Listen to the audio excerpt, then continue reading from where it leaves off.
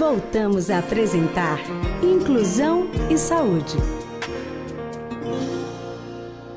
Voltamos com o Inclusão e Saúde e agora para falar de um tema extremamente importante e principalmente agora no mês de janeiro, considerado o Janeiro Roxo.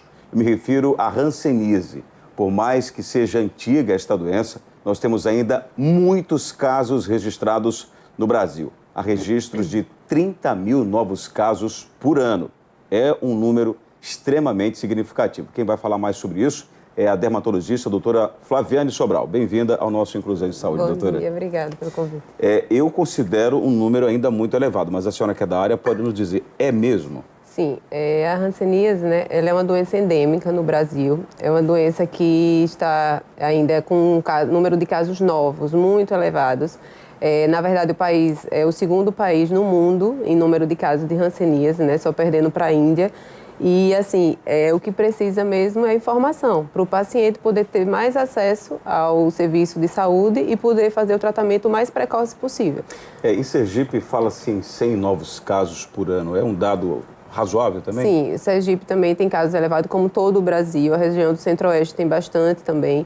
Então, assim, precisa que o paciente tenha acesso ao serviço de saúde. E mais do que isso, ele precisa se informar para poder identificar quais os sintomas que ele poderiam ter e levar ao serviço de saúde para fazer o tratamento. E deixar de transmitir para outras pessoas. Porque quando o paciente ele não é tratado, ele continua transmitindo aquela doença para outras pessoas que convivem com ele. Que é importante falar, que só vai ter hanseníase aquele paciente que tem convívio frequente com o paciente que está contaminado, né? Não é você apertando a mão, falando com o paciente, conversando, tendo encontros esporádicos, você não vai pegar hanseníase. Tá? Para a gente clarear um pouco mais essa questão toda, muitas pessoas, principalmente as mais antigas, como são chamadas, elas lembram da hanseníase com outro nome, que é o nome da lepra. Pessoas que acabam ficando com lesões extremamente significativas também, a ponto de perder membros e tal. Mas eu queria que a senhora pudesse nos falar um pouco desse estigma, né? Disso que ficou na história.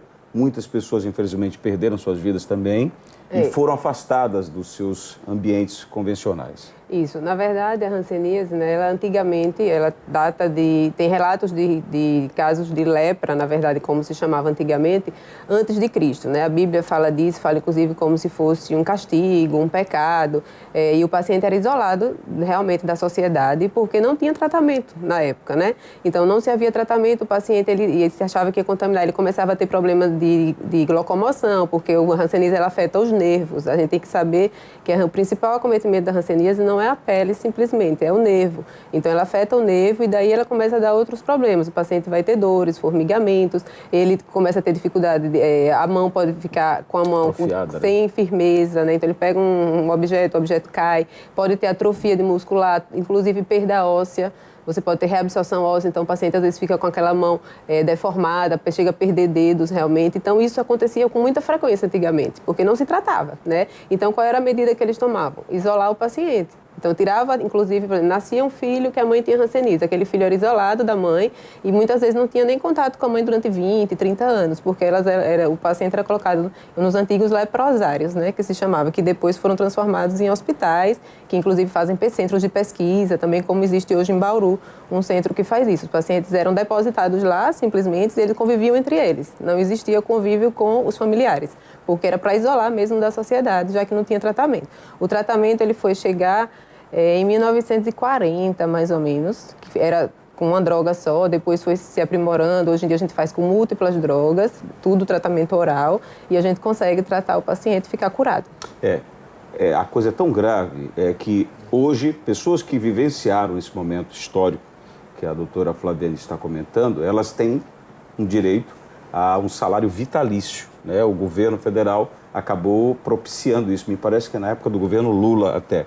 Muitas das famílias que conseguiram comprovar, elas têm direito hoje a esse salário vitalício. Mas independente disso, a gente vai aproveitar o programa para poder ajudar a pessoas que talvez até tenham suspeita, ouviram falar, mas como a senhora está dizendo que o maior problema é a falta de informação, vamos começar do zero. Então, O que seria efetivamente a hanseníase? Como é que pega? Quais são as suspeitas da hanseníase? Quando é que eu percebo que pode ser hanseníase? Então, a hanseníase é uma doença contagiosa, né, infecciosa, causada por um bacilo, uma bactéria, o Mycobacterium lepra. Ele é um bactério, digamos, primo da bactéria da tuberculose, né, é uma micobactéria. Ela, na verdade, assim, para você ter hanseníase, o paciente precisa ter uma deficiência na imunidade, porque não é todo paciente que vai se contaminar pela hanseníase. A gente tem dados assim, de 10 pacientes, apenas um vai pegar hanseníase, mesmo que os 10 estejam convivendo no mesmo ambiente, porque aqueles outros 9, eles vão ter uma imunidade genética contra o bacilo e ele se contamina, né? Mas ele não desenvolve a doença. Tá? Então, ele tem uma proteção inata.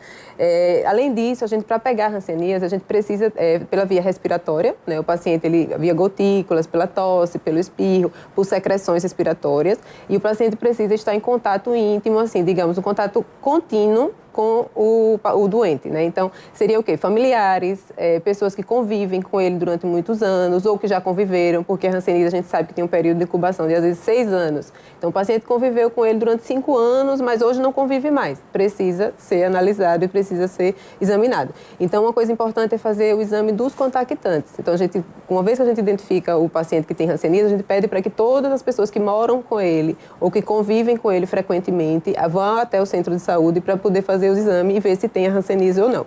Quais os sintomas que o paciente pode ter? Ele pode ter formigamento em mão e em pé, ele pode ter dores nos nervos, então a gente daria aquela dor na perna, dor nas articulações, pode ter manchas na pele, a mancha pode ser de várias cores, ela pode ser vermelha, ela pode ser elevada, ela pode ser plana, ela pode ser esbranquiçada, às vezes até difícil de visualizar, e pode não ter mancha, pode ter só o acometimento do nervo também. E a falta de sensibilidade é um dos fatores. Exato, e aí a mancha, assim, o que chama a atenção da mancha, é que não é simplesmente uma mancha, é uma mancha que não sente. É uma mancha que o paciente, ele às vezes, ele topa num objeto quente, ele queima a pele e ele não sente que queimou.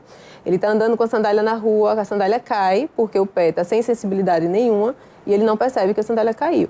Então, isso são coisas que chamam a atenção para a hanseníase. Então, a perda de sensibilidade ao calor, ao frio, ao toque e à dor também, tá? Mas o ambiente em que a pessoa convive, ele, de algum modo, ele pode ajudar a propiciar a desenvolver a doença? Não, o ambiente, na verdade, é assim, o ambiente não existe, condições sanitárias que envolvam isso aí. O ambiente que vai propiciar é o ambiente do paciente bacilífero, que existem várias formas de hanseníase, existe aquela que transmite e aquela que não transmite, tá? O paciente pode ter hanseníase e mesmo aquele paciente nem sempre ele vai ser transmissor da hanseníase, porque ele só vai ser transmissor se ele tiver uma forma multibacilar, que a gente chama, que tem muitos bacilos e aquele ali termina contaminando outros pacientes, tá? Além disso, com relação à transmissão, o paciente precisa conviver muito tempo com aquele doente. Não é o paciente que vai ter um convívio esporádico que vai pegar hanseníase. Então, precisa ter essa noção para não ter a questão do preconceito também, que hoje existe muito. O paciente, às vezes, fica com... você olha para o paciente e, às vezes, você tem preconceito com ele com uma coisa que você não vai pegar. Então, não se pega hanseníase de várias formas, né? O que você vai pegar é o convívio com as secreções respiratórias, então o convívio... E se for contínuo. Domiciliar, o convívio contínuo e por muito tempo, né? Mas tem um detalhe que é importante, eu já falei em uma outra oportunidade, vou reforçar para quem não acompanhou. Eu já tive hanseníase, né? E aí a questão da falta de informação. Olha que eu detectei umas manchas, uma aqui, outra na panturrilha, eu achei estranho, fui fazer os exames. No primeiro momento não foi detectado. Quer dizer, você tem o exame, né, da orelha. Da orelha que você vai fazer, da sensibilidade. Busquei, na época, tem muitos anos isso, mas eu busquei a unidade de saúde, fiz os exames, não detectou, né? O dermatologista, o Dr. Emerson, eles vão fazer uma biópsia. Então, tirou um pedacinho daqui de uma das manchas e constatou só com a biópsia. Tem casos assim, né, doutor? Na verdade, assim, a hanseníase, o principal diagnóstico, ele é clínico, né? Tanto que os agentes de saúde, eles são treinados, as enfermeiras e os próprios médicos. Existe treinamento para médicos clínicos gerais na unidade de saúde e os dermatologistas também, que já seria o final, né? Sim. A porta de entrada final. Então, assim, a gente tem que... E o diagnóstico, principalmente, ele é clínico, pela quantidade de manchas, pelo exame que a gente faz dos nervos, para ver se tem nervo espessado. Então, a gente percebe se o nervo está espessado, se não está. E aquilo ali são indícios da hanseníase. A gente já pode tratar o paciente apenas pelo exame clínico. Tem casos que ficam mais duvidosos. Aí, nesses casos, geralmente, os exames, a gente termina fazendo também a baciloscopia. A baciloscopia é um exame para você ver se tem muitos bacilos ou não. Tem casos que você vai ter hanseníase e não vai ter baciloscopia positiva, e tem casos que você tem hanseníase e a baciloscopia está positiva. Então, nem sempre ela vai estar positiva. Ela não quer dizer que tem ou não tem hanseníase, tá? Ela simplesmente vai dizer se o paciente tem muito bacilo ou pouco, certo? Agora, a gente detectou, e eu na fase, claro, eu levei uns 2 anos, média, para tratar, porque teve um período que faltou medicamento, tudo isso é gratuito por parte do poder público, e tem que ser gratuito, porque é muito caro, se fosse o caso, né? Mas foram 2 anos em média e tiveram algumas interrupções. Quando interrompe, tem que recomeçar basicamente do zero, pelo menos eu vivenciei essa experiência. Mas o que chama a atenção é que veja que eu me considero uma pessoa esclarecida, e aí, se eu não fosse buscar a unidade de saúde, muito provavelmente eu não estaria, sei lá, só ia perceber depois com algumas sequelas mais graves. Inclusive, vai ter uma ação agora, nesse mês? Assim, na verdade, eu queria falar uma coisa também, assim, que é bem importante, que a hanseníase, ela tem cura, tá? A partir do momento que o paciente, ele toma a primeira cartela, aquela dose supervisionada que ele já toma na própria unidade de saúde, que ele já toma lá a primeira dose e recebe as cartelas pelo Ministério da Saúde para ficar tomando em casa. A partir do momento que ele começa a fazer o tratamento, ele deixa de transmitir a doença. Então, isso é super importante. Então, ele começou a tratar, ele já não transmite mais aquela doença, tá? Outra coisa que eu queria falar é que vai ter uma ação no Hospital Universitário, agora dia 25, né, por conta dessa questão do Janeiro Roxo, que a gente comemora a data mundial de combate à hanseníase. Então, no dia 25 de janeiro, todas as pessoas que quiserem buscar informação, ou que tiveram parentes, ou algum familiar que já teve hanseníase, ou que quiserem simplesmente conhecer melhor sobre a doença, vai ter palestras lá, no período de 7 horas da manhã até meio-dia. Vão ter palestras educativas e, além disso, também vai ser feita a consulta de quem quiser se consultar no dia. A gente vai fazer uma triagem dos pacientes. Os pacientes, na verdade, essa campanha está sendo organizada por 2 médicas dermatologistas lá do Hospital Universitário, a doutora Marta Débora e a doutora Ana Luísa. E aí elas vão rastrear os pacientes, então vai ter outros médicos dermatologistas participando também. A gente vai separar os pacientes que têm suspeita e encaminhar para o serviço de tratamento. Então, ele vai começar a tratar, seja no Hospital Universitário, ou seja na Unidade Básica de Saúde, e aqueles que não tiverem a doença vão ser informados de que não tem a doença no momento, tá? Bom, dia 25 de janeiro, portanto, a partir já das 7 da manhã. 7 da manhã, de 7 alguns a encaminhamentos dali já vão ser dados também, dependendo de cada caso, né? Exato. Aí vai ser indicado tratar ou não, ou fazer exame ou não, aí a gente vai rastrear os pacientes lá e fazer a seleção dos pacientes. Doutora Flaviane Sobral, muito obrigado pela sua vinda ao nosso programa, tá? Obrigada. Até uma próxima oportunidade. Bom dia. E o nosso Inclusão e Saúde dá uma pausa rápida e volta em instantes com mais uma parte do programa. Eu espero você. Estamos apresentando Inclusão e Saúde.